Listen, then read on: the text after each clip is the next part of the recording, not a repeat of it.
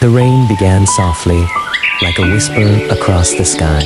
As if the clouds were telling a secret only the earth could understand. She stood beneath an old tree, her hair damp, her eyes searching the distance. Every drop of rain felt like a heartbeat slow, uncertain, waiting. The rain grew heavier, but neither of them moved away. Instead, he gently took her hand. It was warm, steady, and real, like something she had been missing for a long time. She smiled, not because the rain had stopped, but because she no longer felt alone in it. Sometimes, love isn't about waiting for the rain to pass. Sometimes, it's about finding someone who will stand with you in it.